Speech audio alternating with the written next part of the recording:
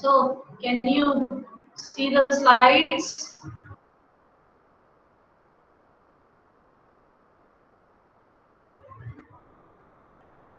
Yes, ma'am.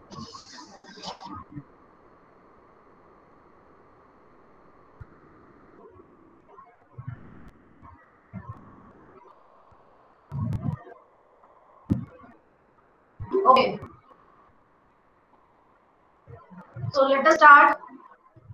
Today we discuss the part of second unit, that is biological aspect, and it will be related to the structure of skin and related problems. Okay. So today we'll discuss about brief about the background which is required for the scientists who are basically involved in the cosmetic formulation, as well as the people who are involved in the cosmetic industries. They require a basic knowledge. So what type of basic knowledge is required by the people who are involved in the cosmetic industries? We'll discuss it. Then we'll discuss few of the facts related to the skin. Then we'll discuss the structure, sorry, function of the skin, and then structure of the skin. And in further ongoing classes, we can discuss the problems associated with the skin, like dry skin, acne, pigmentation, and all. Okay, so let us start. Now we'll talk about basically what type of knowledge and the background is needed by the scientists who are involved in the cosmetic industries.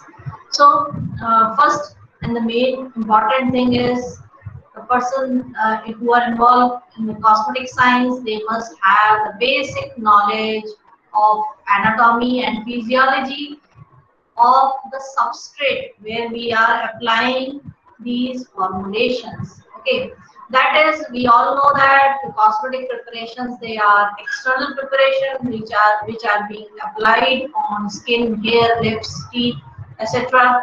So the basic knowledge, that is basic anatomy and physiology of these particular substrate must be known to a particular person or a scientist, so that it will be easy to design the particular form product for them. Okay, so in this particular unit, that is unit second, we will be discussing about the structure of skin, and further we will discuss the structure of hair, structure of teeth, and all. Okay, so basically, the structure, anatomy, physiology, it helps us in designing the dosage form. Next important thing which we need is the basic physical, chemical, physiochemical properties of raw ingredients. So we all know that whenever we are formulating any cosmetic, we use different type of raw material, and this raw material, it depends on the type of formulation. So the basic aim of a researcher, or scientist, or the person who is involved in cosmetic industry is to formulate effective, stable, and safe cosmetic product that have some appealing aesthetic. It must be appropriate performance. It should show good performance. It should be compatible with the applied surface. That is, this is very important. We, as we all know that when we are preparing drug delivery system, also we used to first the selection of the excipient for the particular dosage form is done on the basis of compatibility, then on the basis of the stability, effectiveness of the drug, and all that. Here also for the cosmetic also, the selection of the raw material which we are using, it should be done very carefully, so that we can attain a very good product, good quality product. It should be compatible with the skin. It should not create any problems such as sensitization or allergy, or other type of problem. So the basic properties of raw material, they are very important.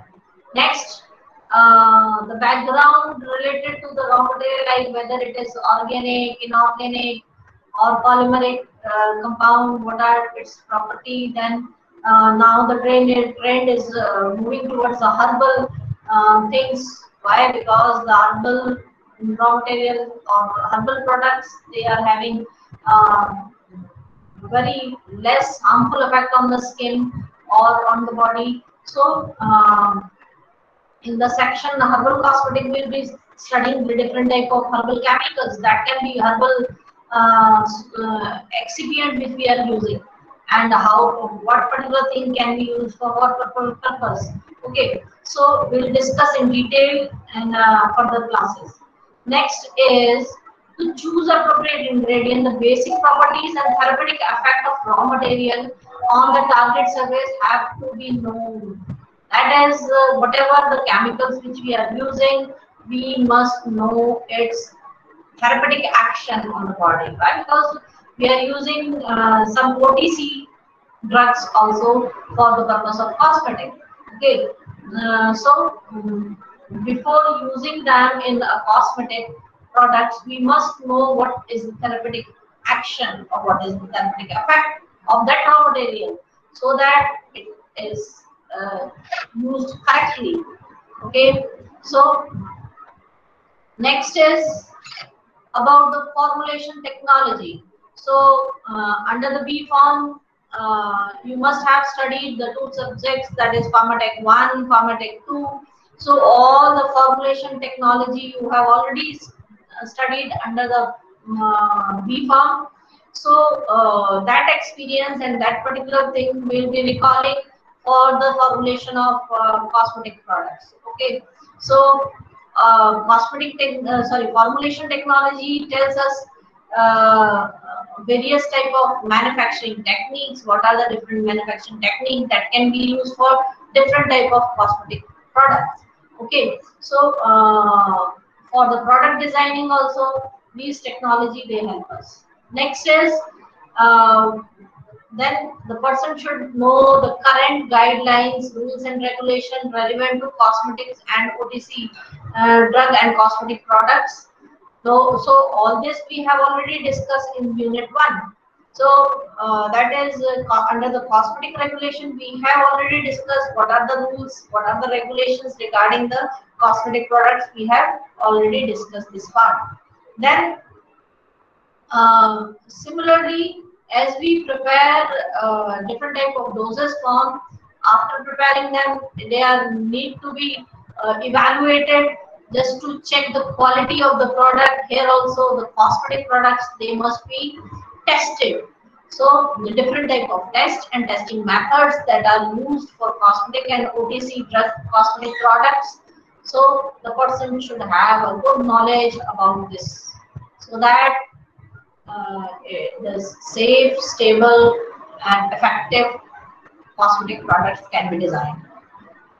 And last one is like one should understand the consumer's expectations. Like if we know what the consumer is expecting from us, then we will be able to design a very good quality product, and then we will be able to understand the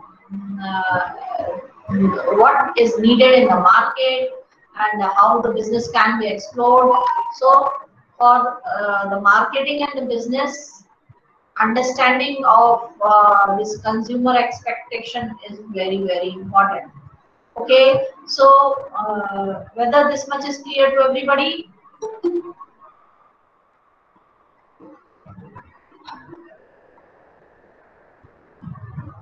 So please tell me whether this much is clear.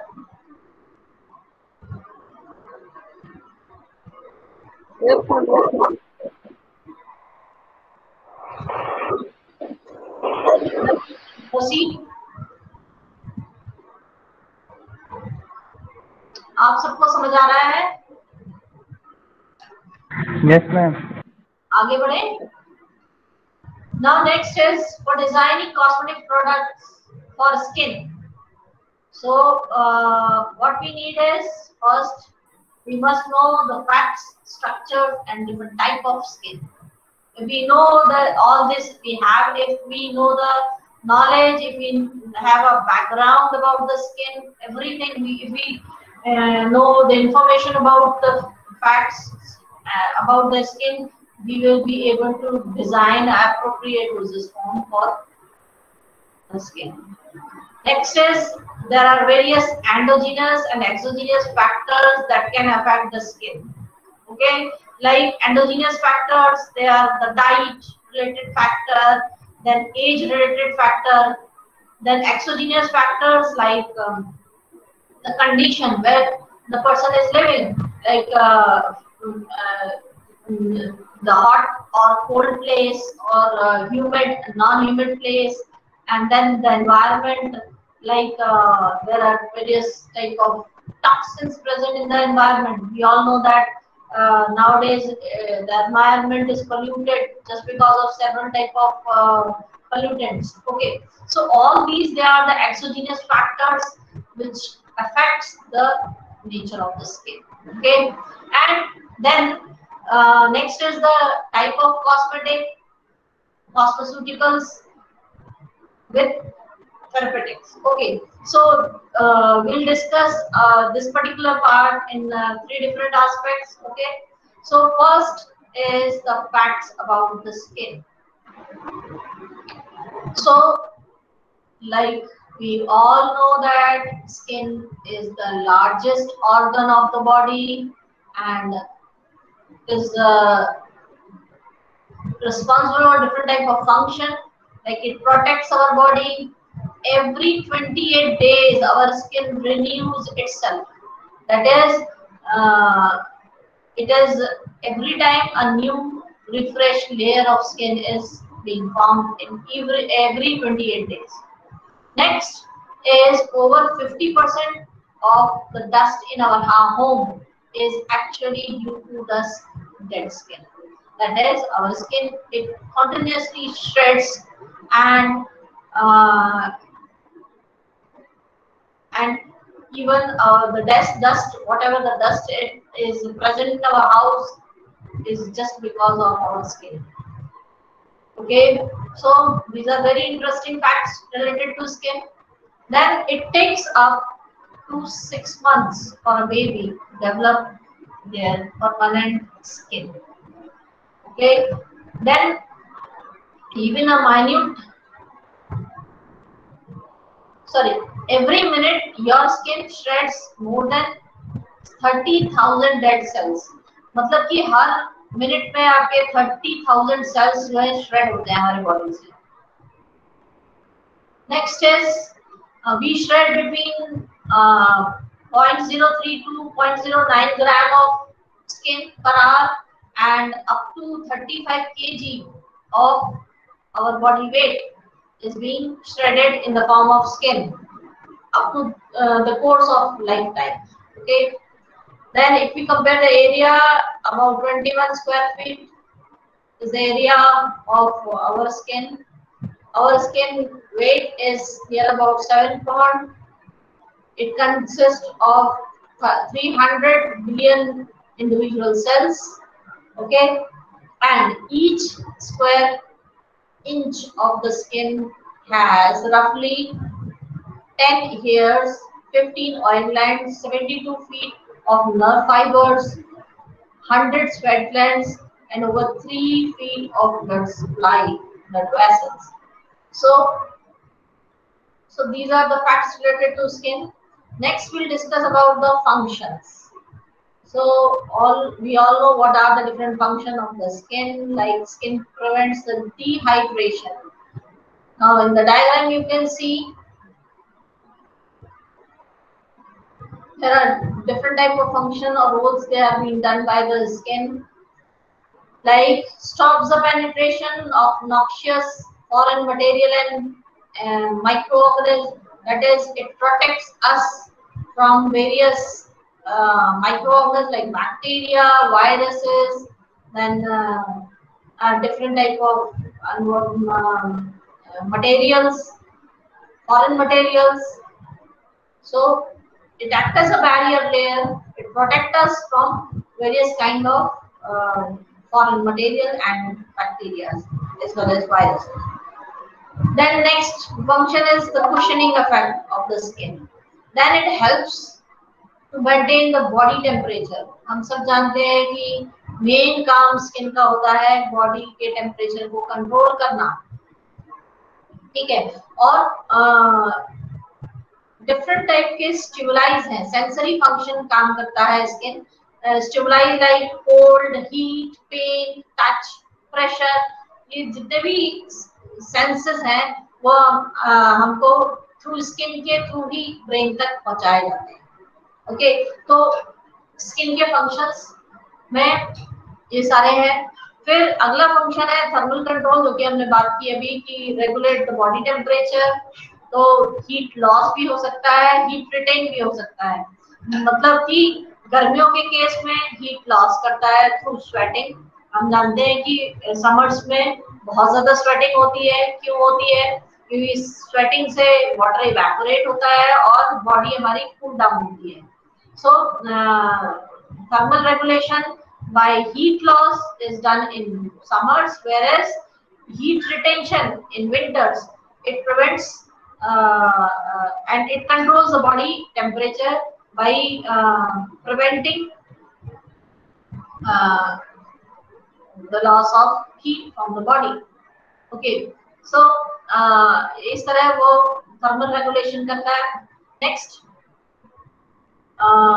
Water proofing. हमारे skin इस तरह की बनी है कि जो कि keratinocytes और लिपिड लेयर होती है, specially the outer layer epidermis.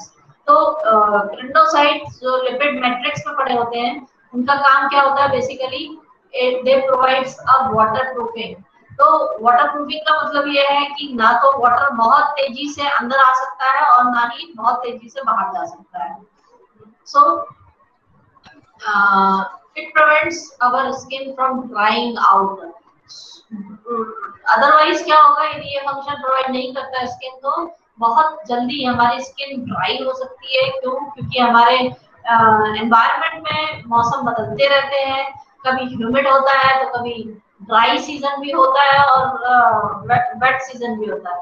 तो सीजन के अकॉर्डिंग यदि हमारी स्किन में ये रेगुलेटरी फंक्शन नहीं हो तो हमारी स्किन की जो है कंडीशन चेंज हो सकती है और ड्राई हो सकती है, स्केली हो सकती है, स्केल्स की फॉर्म में रिमूव हो सकती है, कई सारे प्रॉब्लम्स हो जाएंगे। तो वाटर प्रूफिंग हमको हेल्प करता है, हमारी स्किन को ड्राई नहीं होने देता। Next is excretory function. हम सब जानते हैं कि uric acid is excreted through sweat glands. तो हमारे जो स्वेट ग्लैंड्स हैं वो पसीने के साथ कुछ एक्सक्रीटास भी निकालते हैं, जैसे कि यूरिया और uric acid. And next is it makes the vitamin D, specially your epidermis. अभी हम आगे चल के पढ़ेंगे कि स्किन जो है वो 3 मेन लेयर की बनी होती है, epidermis, dermis and subcutaneous layer. So the epidermis is basically involved in making vitamin D, जो कि हम आगे भी देखेंगे।